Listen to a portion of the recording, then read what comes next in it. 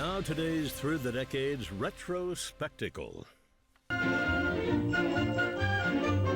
1950s were a decade of rigid social conformity.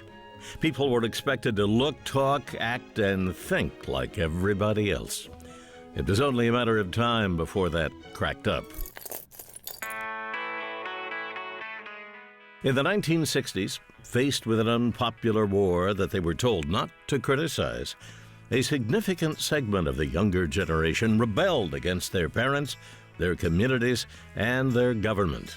Spurred on by rock and roll, they chose, as countercultural guru Timothy Leary put it, to turn on, tune in, and drop out.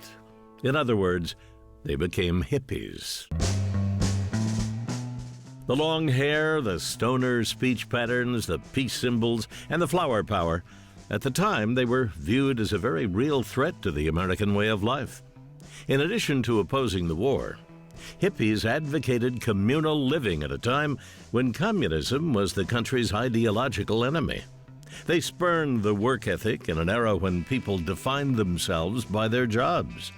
They embraced Eastern philosophies and religions that were alien to most Americans, and they took over whole neighborhoods, most famously San Francisco's Haight-Ashbury district, where 100,000 hippies settled in for 1967's Summer of Love.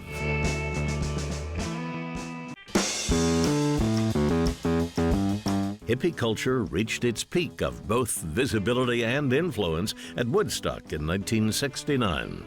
Billed as 3 days of peace and music, the festival was also a celebration of free love and chemically altered consciousness.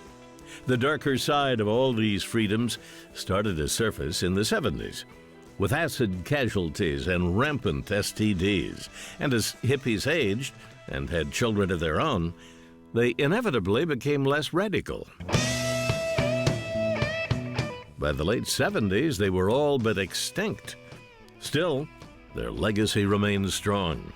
They didn't stop the war, but they did give America more relaxed standards of dress, sexuality, and recreational drug use. And of course, every major music festival still strives to be the next Woodstock. Maybe no one says groovy or out of sight anymore, but where it counts, we're all still a little hippie.